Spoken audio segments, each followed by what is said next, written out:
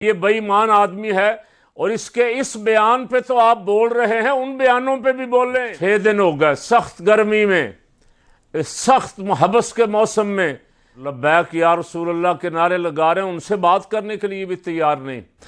बिस्मिल्लाहिर्रहमानिर्रहीम नहमदुहु व नुसल्ली व नुसल्लिमु अला रसूलिहिल करीम। अल्लाह का लाख लाख शुक्र अल्हम्दुलिल्लाह। आशूरा मुहर्रमुल हराम खैरियत से गुज़र गया। लाखों करोड़ों आशिकाने हुसैन ने इमाम अली मकाम सैयद शुहदा रज़ी अल्लाह तआला अन्हु की याद मनाई।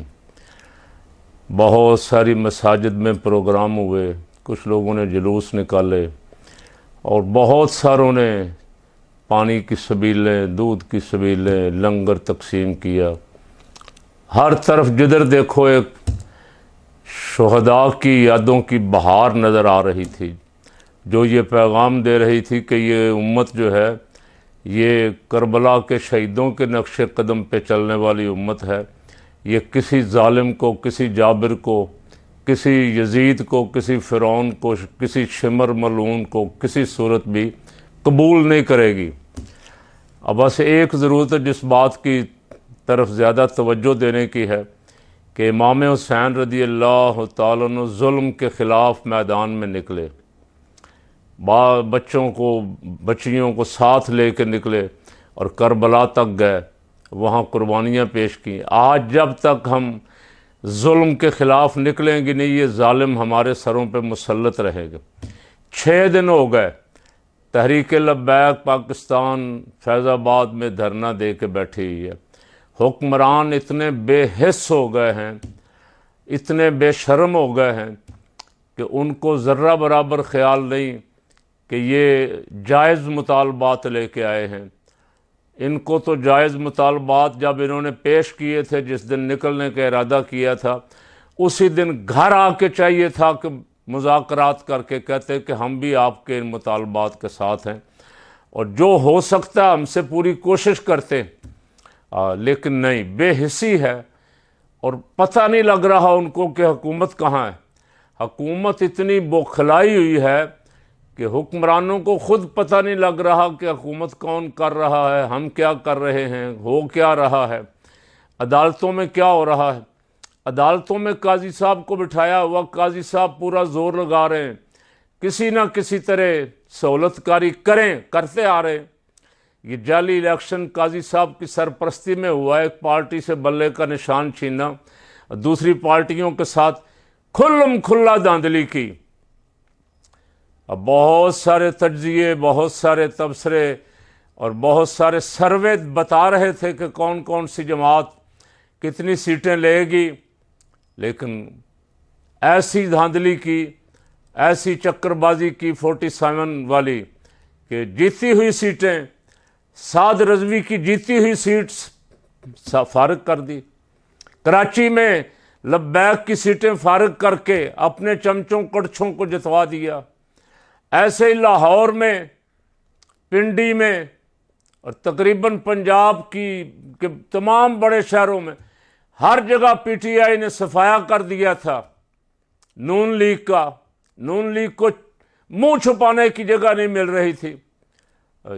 इलेक्शन कमिश्नर साहब ने कहा, चीफ इलेक्शन कमिश्नर साहब ने, कि आप बेफिक्र रहें, आप घर सोएं, मैं देखें कैसे रिज़ल्ट बदलता कैसे हो। 8 फरवरी वाले रिज़ल्ट रात 9 फरवरी को सब चेंज करके उन्होंने कहा अदालतों में जाएंगे। उन्होंने कहा कोई बात नहीं, अदालतों में जाएंगे तो अदालतों में तो काजी बैठा हुआ है। और काजी ने इतना टेल लगाया उनकी सीटें ख़त्म करने के लिए कि जिस जमात ने 2 सीटें जीती हैं उसको 10 गिफ्ट की जा रही हैं। ऐसा पाकिस्तान की तारीख में कभी नहीं देखा था। उन जमातों को ही सीटें दी जा रही हैं। सीटें किसी की थी, दी किसी को जा रही। काजी कहता है इस जमात ने इलेक्शन नहीं लड़ा। तो काजी साहब लड़ा क्यों नहीं, ये वजह आपसे ज़्यादा किसको पता है। आप बताएं कि एज ए जमात आपने लड़ने नहीं दिया, आपने हक छीना, आपने उनका निशान छीना, आपने इलेक्शन के दौरान कागजात छीने, जुल्म और ज्यादती की और फिर अदालत में बैठ के पाकिस्तान की सबसे बड़ी अदालत में बैठ के मैंडेट चोरी करने वालों को अभी तक आप पूरा जोर लगा रहे हैं तहफ़्फ़ुज़ देने का। अब कभी मेरा ख्याल है दुनिया के किसी मुल्क में ऐसा नहीं हुआ कि एक फुल कोर्ट बेंच बनाया, 13 रुकनी, कुछ जजेस उस वक्त थे नहीं, एक आधी जज साहबा बीमार थी, और उस 13 रुकनी पे काजी साहब ने पूरी मेहनत की, तमाम कोशिशें की मैनेज करने की, लेकिन अल्लाह का लाख लाख शुक्र अल्हम्दुलिल्लाह, उनमें से 8 जजेस 9 या 11 जिन्होंने फैसला दिया, खड़े होकर काजी साहब अकेले रह गए। अब काजी साहब का फ़र्ज़ बनता था कि काजी साहब उसी दिन जिस दिन फैसला आया था इस्तीफ़ा देते और घर चले जाते। इलेक्शन कमीशन को अगर कोई थोड़ी बहुत शर्म आया होती तो वो इस्तीफ़ा देता, घर चला जाता, क्योंकि कसूरवार वो निकला। लेकिन वो अभी तक भी हाथ पांव मार रहे हैं।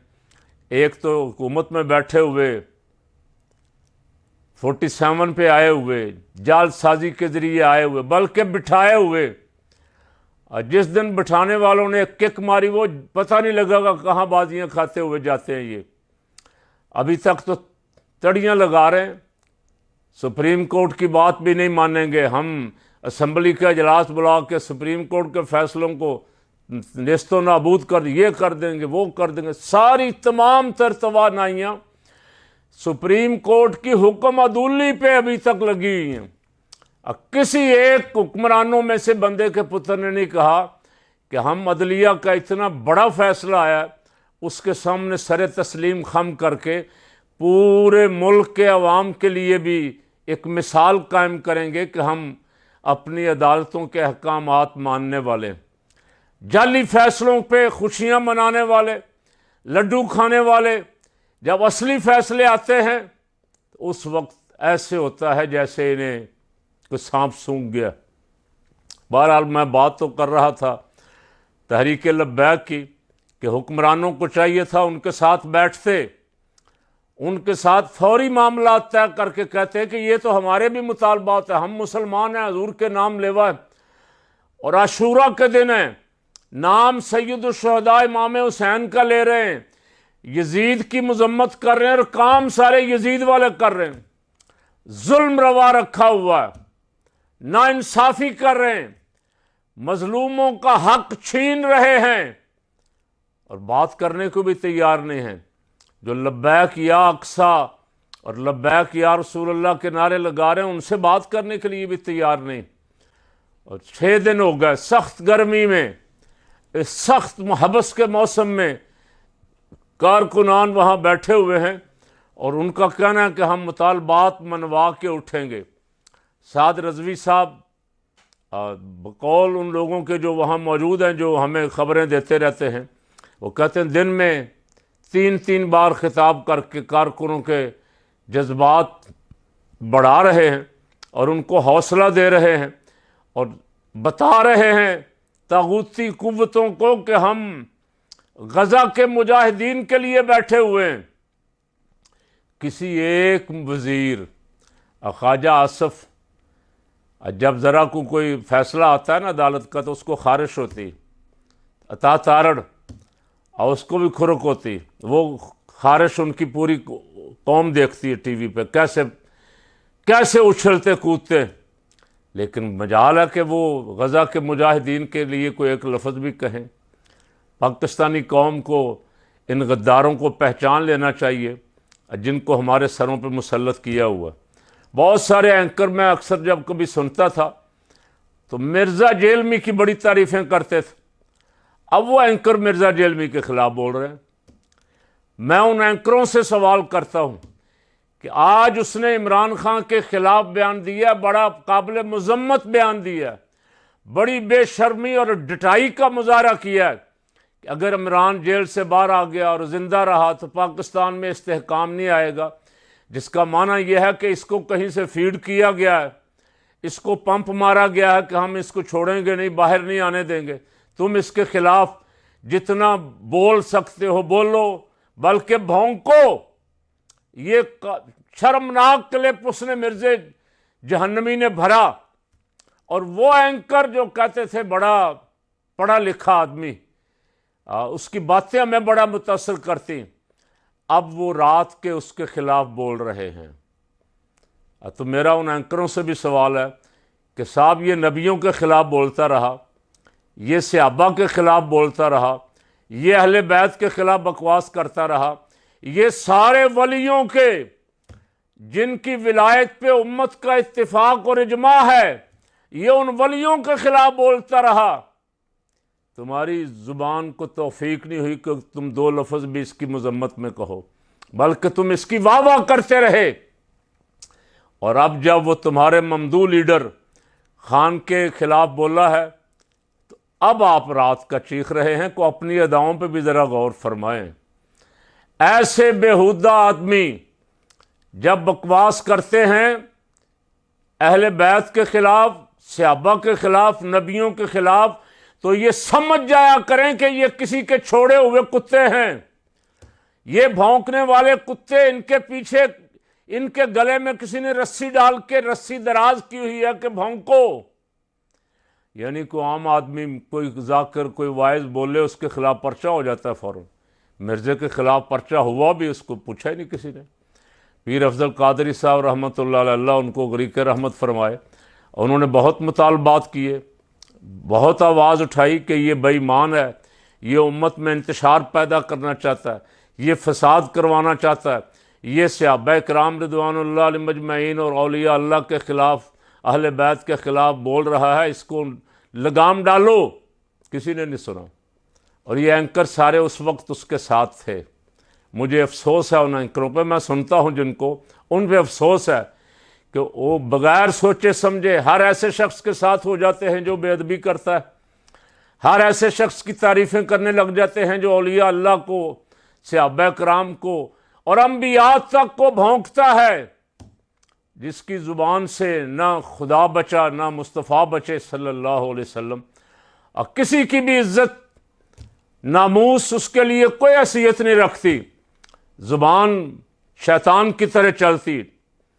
और ये नाम ने आद एंकर साफ़ी वाह वाह करते रहे, अब बोल रहे। ये आहिस्ता आहिस्ता ये कानून कुदरत है, इंतकाम कुदरत भी कह लें। अल्लाह ऐसे बदजुबानों को, ऐसे बेअदबों को, ऐसे गुस्ताखों को नंगा कर देता है, जल्दी कर देता है, बेनकाब कर देता है। और वही लोग जो इनके कभी चाहने वाले बने होते हैं वही समझ जाते हैं कि ये तो बेईमान आदमी।